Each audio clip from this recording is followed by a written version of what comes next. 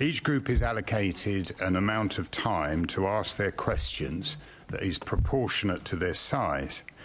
The first question concerns ambitions for people-friendly streets in the Mayor's transport strategy, and that comes from Assembly Member Russell.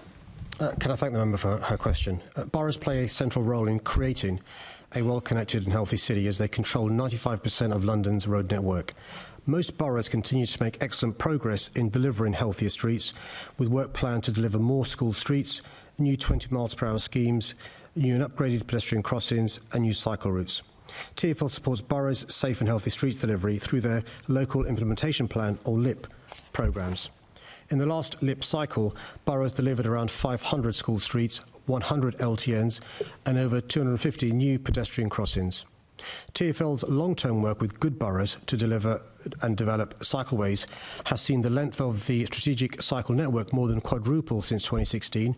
A quarter of Londoners now live within 400 metres of a high-quality cycle route. This has led to a continued increase in cycling, with nearly a quarter of Londoners now cycling and an increasing proportion of women, people from Black, Asian and mixed ethnic backgrounds and people on lower income cycling too. This contrasts with a picture nationally where under the last government cycling reverted to pre-pandemic levels.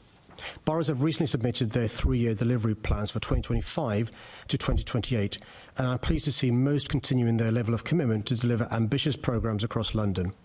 TfL's Safe and Healthy Streets programme continues to reduce road danger and make it easier and safer to walk, cycle and travel by bus in the capital. The programme has delivered safety improvements, mode shift, decarbonisation and economic recovery from the pandemic, as well as helping to tackle health inequalities. For example, fatal collisions in London have fallen by 30% since the 2010-2012 baseline, compared to only 7% across the rest of the country. TfL and London Council's recent Borough 3-year report showcases schemes boroughs have delivered using funding from TfL, including the introduction of 157 kilometres of new or upgraded cycleways and 274 new controlled pedestrian crossings.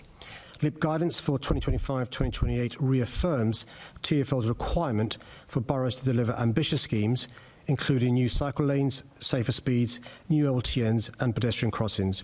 Last year, TfL announced £50 million for boroughs over the next 3 years to help tackle the highest risk location on the networks. I've got confidence in TfL's commitment to work with and monitor the progress of London boroughs to make London a safer and healthier city for all. Good morning and Happy New Year. I know many boroughs are doing a lot of very good work. But I'm asking, what I'm wanting us to talk about today is whether boroughs are meeting the ambitions in your MTS, and that's across the piece. Now, we spoke about Healthy Streets delivery back in September, and you asked me to help you persuade residents to lobby upwards. And I did. I visited Bethnal Green to hear directly from local people who told me about 2 council consultations supporting low traffic neighbourhoods, head teachers of 86 schools writing to Tower Hamlets about the benefits to their pupils, Barts Health and all the blue light services wanting them to stay. This shows Londoners love living with less traffic, less pollution and less road danger. Now, it's particularly important in areas with very high levels of deprivation, like Tower Hamlets. I submitted a petition for them, signed by 3,300 people, asking you to stop Tower Hamlets Council from removing the low traffic neighbourhoods in Bethnal Green and Shoreditch. Not only are these schemes popular, they also help you achieve your transport goals.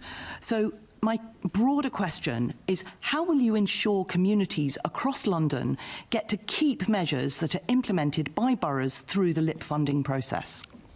Well, can I thank the member for a question and her lobbying? So just to echo the point about Tower Hamlets, I think 71% of residents there don't even own a car. And so it's really important to underscore the point you made about deprivation and the consequences. Look, I cannot act ultra-virus. I can't act outside my powers. And I've said in the answer to my original question, 95% of roads are in the control of the councils. What I can do is work with good councils and persuade those councils that don't yet get the message about the importance of active travel and of doing the right thing. She'll be aware that there are other councils also who have not always been constructive on these issues. We are continuing to work closely with all boroughs where we can to persuade them to have active travel policies. the LIP funding must be in accordance with LIP guidance. And so LIP money can't be spent on policies that aren't in accordance with the MTS, which gives us some reassurance about this money not being used for things that are, anti-active travel. OK, so that's good to hear you say that LIP funding must be in accordance with LIP guidance. That's a really important principle. We know from the TfL Travel in London's survey that your MTS targets are not on track fully to be met. It's your transport strategy that sets the direction, and if the boroughs don't achieve the outcomes that are required, the GLA Act does give you, the mayor, the power to actually take over from the boroughs.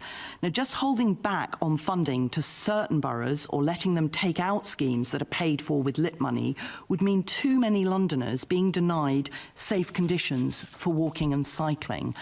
So, is anything stopping you from using your powers to ensure the boroughs implement and keep the LIP-funded measures needed to meet your net zero ambition and the targets in your transport strategy?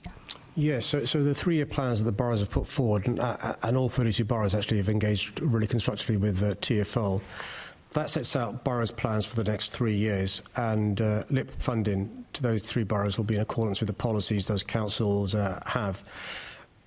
A borough may, do the wrong thing in one part of its borough, in the views of you and me, but they may do the right thing in other parts of the borough. That's why withdrawing money from a council may be counterproductive, because, as you said, we don't want to punish residents in relation to a council not being able to do the right things in other parts of the borough. Mr Mayor, if you're not going to use your powers, I can't see how you'll provide all Londoners with those safe and accessible ways to get around our city, but I'm out of time, so thank you. The next question concerns vaccine rates and medical misinformation.